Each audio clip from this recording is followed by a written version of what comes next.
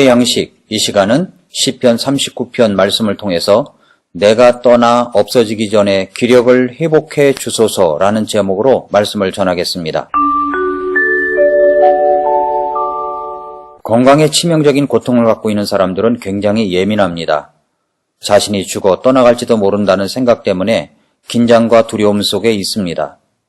사람은 심한 질병에 걸리면 죽음부터 생각하는 본능이 있는 것처럼 보입니다. 별의별 상상을 다 합니다. 내가 병들어 죽는다면 남겨진 자식들은 어떻게 될까? 내가 병들어 세상을 떠난다면 이 인간이 재혼을 할까 안 할까? 정말 억울해서라도 죽을 수 없다는 사람도 있고 그냥 재혼하라고 하지 이런 별의별 상상을 다 합니다. 다른 사람들이 볼 때에는 유치한 것 같지만 당사자 입장에서는 심각한 것입니다. 그만큼 죽음이라고 하는 것은 두려운 것이기도 합니다. 제가 환자를 신방하여 말씀을 전할 때 시편 39편을 종종 펼치곤 하는데 그 중에서도 시편 39편 13절 말씀은 애절한 환자의 간구이기도 합니다.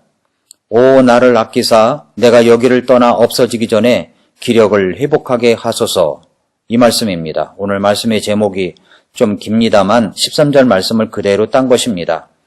이 말씀을 붙들고 기도를 해드립니다. 그런데 어느 날 이 말씀이 제가 붙드는 말씀이 되어버렸습니다. 이 말씀을 붙들고 기력을 회복하게 해달라고 기도하고 또 기도했던 많은 시간들이 있었습니다. 오 나를 아끼사 내가 여기를 떠나 없어지기 전에 기력을 회복하게 하소서. 다윗은 그렇게 기도했습니다. 사람들은 다윗처럼 이렇게 기도를 합니다. 왜 다윗은 시편 39편 13절 말씀을 붙들며 기도했을까요? 우리는 이 말씀을 왜 붙들 수밖에 없단 말입니까? 시편 39편 3절 말씀을 보면 내 마음이 내 속에서 뜨거움으로 내가 생각에 잠길 때에 불이 붙으니 라고 했습니다. 사람은 생각에 잠기는 시간이 꼭 있어야 합니다. 자신의 삶에 대해서 생각에 잠기는 시간을 가져야 합니다. 그렇게 생각에 잠기게 될 때 어떤 결과가 나옵니까? 말씀을 붙들고 기도합니다. 13절 말씀처럼 말입니다. 오 나를 아끼사 내가 여기를 떠나 없어지기 전에 기력을 회복하게 하소서. 왜 이렇게 기도하는 것입니까? 우리는 왜 이 말씀을 붙들어야 하는 것입니까? 첫째로 인생이 얼마나 연약한 존재인지를 깨달았기 때문입니다. 시편 39편 4절에서 주여 나로 하여금 내 종말과 내 날들의 한계가 어떠한 것인지 알게 하사 내가 얼마나 연약한 존재인지 알게 하소서라고 했습니다. 사람은 멀쩡할 때는 자신이 얼마나 연약한 존재인지를 모릅니다. 정말 자신 있게 인생을 살아갑니다. 그러나 막상 내가 병들거나 엄청난 고통을 당하게 되면 전혀 다르게 생각하게 됩니다. 그때는 내 인생의 한계를 생각합니다. 내가 곧 죽을 수 있다는 생각을 갖게 됩니다. 하나님이 주신 수명은 70과 건강하면 80입니다. 지금은 100세 시대라고도 하지만 자기 수명을 다 채우지 못하고 인생의 종말을 맞는 사람도 꽤 많습니다. 그런 사람 중에 누가 해당될는지는 아무도 모릅니다. 이러한 것을 내가 젊을 때는 잘 깨닫지를 못합니다. 내가 병들었을 때, 나이가 들어 늙어갈 때 실감을 하게 됩니다. 막다른 골목을 만났을 때 인간이 얼마나 연약한 존재인가를 알게 되는 것입니다. 그렇기 때문에 우리는 건강할 때, 잘 나갈 때 너무 자신만 믿지 말고 까불지 말아야 됩니다. 지금 혹시 여러분이 건강하십니까?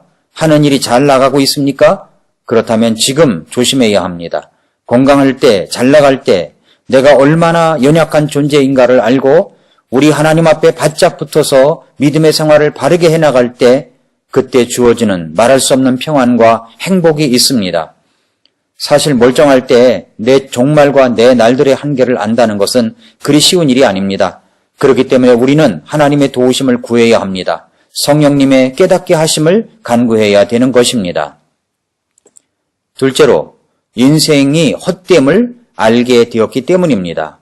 6절에 보면 분명히 모든 사람은 헛된 모습 속에서 건나니 분명히 그들은 헛되이 소동하나이다. 그가 재물을 쌓으나 누가 그것을 거둘지 알지 못하나이다 하였도다 라고 했습니다. 사람들은 엄청나게 바쁘게 살아갑니다.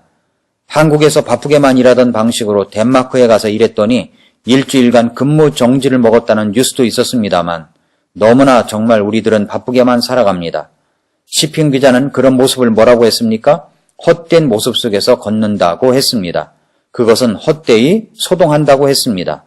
내가 걷는 것이 어떤 면에서 헛된 것이 많습니다.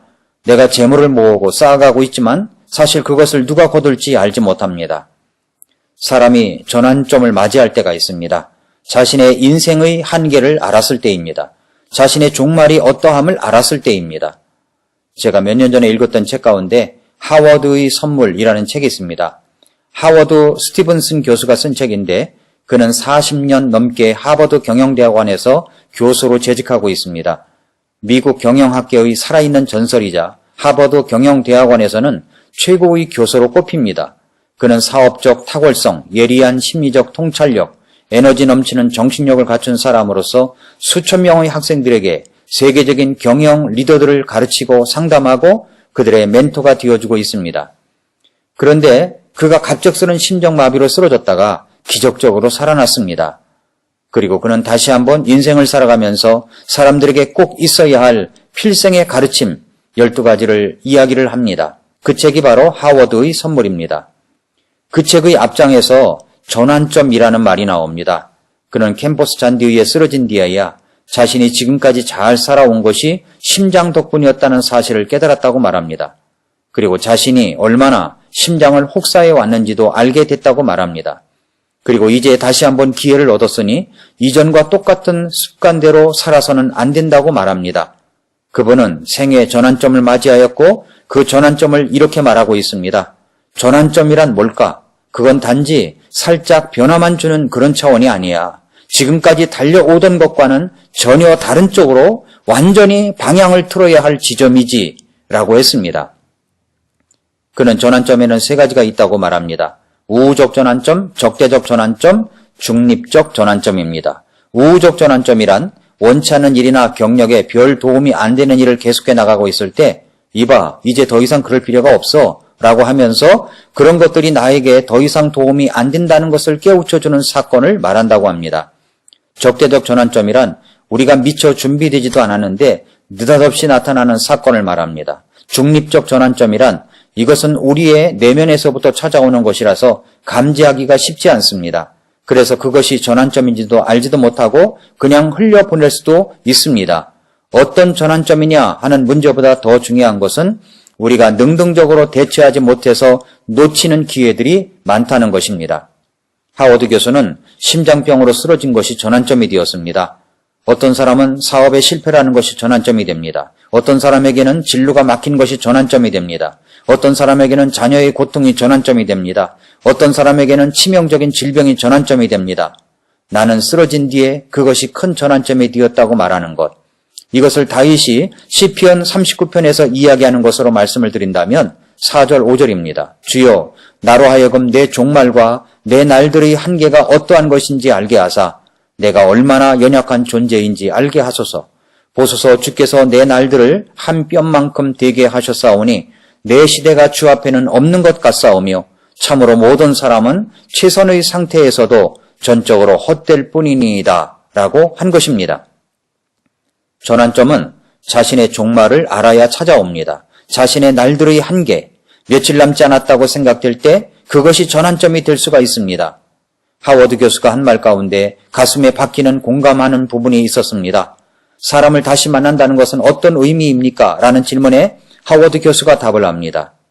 쓰러지기 전에는 다른 사람들과 대화할 때도 알게 모르게 이런 생각을 품고 있었던 것 같아. 오늘 미처 못 나눈 대화는 다음에 만나서 나누면 되겠지. 그러다 보니 나도 모르게 핵심적인 대화를 미루는 일이 많았지. 하지만 이제는 그렇지 않을 생각이야. 누굴 만나서 어떤 대화를 나누건 매 순간 충실하고 책임있는 대화가 필요해. 이렇게 말했습니다. 크고 작은 전환점이라는 것이 나에게 찾아왔었지만 나에게 일어난 충격적인 전환점은 하워드 교수의 고언처럼 누굴 만나서 대화를 하건 매 순간 충실하고 책임있는 대화, 그 사람에게 꼭 필요한 대화를 하려고 하게 합니다. 누구에게나 전환점은 있습니다. 문제는 나에게 일어난 일이 하나님께서 나에게 주신 전환점이라는 사실을 깨닫고 그것을 하나님이 나에게 주신 기회로 붙잡느냐가 더 중요한 것입니다. 다윗은 그것을 깨달아 알게 되었습니다. 셋째로 진정한 소망은 예수 그리스도께 있기 때문입니다. 시편 39편 6절과 7절에서 분명히 모든 사람은 헛된 모습 속에서 곤나니 분명히 그들은 헛되이 소동하나이다. 그가 재물을 쌓으나 누가 그것을 거둘지 알지 못하나이다 하였도다. 주여 이제 내가 무엇을 기다리나이까? 나의 소망은 주께 있나이다. 라고 했습니다. 현실은 이렇습니다. 분명히 모든 사람은 헛된 모습 속에서 곤나니 분명히 그들은 헛되이 소동하나이다. 그가 재물을 쌓으나 누가 그것을 거둘지 알지 못하나이다. 라고 했습니다. 이럴 때 우리는 어떻게 해야 합니까? 좋은 질문을 할 줄 알아야 합니다. 좋은 질문은 좋은 대답을 갖게 합니다. 주여 이제 내가 무엇을 기다리나이까? 대답은 무엇입니까? 나의 소망은 주께 있나이다 입니다. 다윗은 그의 소망이 주님께 있다고 말합니다. 소망은 앞날에 대한 좋은 일들이 일어나는 것을 말하고 앞날에 대한 믿음을 의미합니다. 그 소망은 믿음에서 나오는 확신입니다. 그런데 그 소망의 기초가 무엇입니까? 그 소망의 기초는 베드로전서 1장 3절에 보면 하나님 곧 우리 주 예수 그리스도의 아버지를 찬송하리로다. 그분께서 자신의 풍성하신 긍휼에 따라 죽은 자들로부터 예수 그리스도를 부활하게 하심으로 우리를 다시 낳으사 산 소망에 이르게 하셨으며 라고 했습니다. 진정한 소망의 가치, 산 소망의 기초는 예수님을 믿고 구원받음으로 다시 태어나야 가질 수가 있습니다. 거듭남이 있어야 하는 것입니다. 구원받지 않고는 진정한 소망을 가질 수 없습니다. 또한 진정한 소망은 예수님께 붙어 있을 때 가능한 것입니다. 요한복음 15장 5절에서 나는 포도나무여 너희는 가지니라. 사람이 내 안에 거하고 내가 그 안에 거하면 바로 그 사람은 많은 열매를 맺나니 나 없이는 너희가 아무것도 할 수 없느니라고 했습니다. 그렇습니다. 예수님 안에 있지 아니하면 많은 열매, 소망 있는 열매를 맺을 수가 없습니다. 주님을 떠나서는 우리는 아무것도 할 수 없습니다. 이 사실을 인식하고 우리 하나님 앞에 붙어 있는 자는 진정한 소망을 가질 수 있습니다. 사랑하는 성도 여러분, 오늘은 다윗이 기도한 시편 39편 12절 13절의 내용이 마음에 참 무겁게 다가옵니다. 오 주여 나의 기도를 들으시고 나의 부르짖음의 귀를 기울이소서. 내가 눈물을 흘릴 때 잠잠하지 마옵소서. 나는 주와 함께하는 나그네요. 내 모든 조상들처럼 떠도는 자니이다. 오 나를 아끼사 내가 여기를 떠나 없어지기 전에 기력을 회복하게 하소서. 진정한 소망은 예수님 안에 있습니다. 죽어도 다시 사는 소망을 가진 자는 오늘을 살아갈 때 의미 있게 살아갑니다. 나의 삶의 진정한 전환점을 발견하고 오늘도 의미 있게 하루하루를 살아가는 성도님들이 되시기를 축복합니다.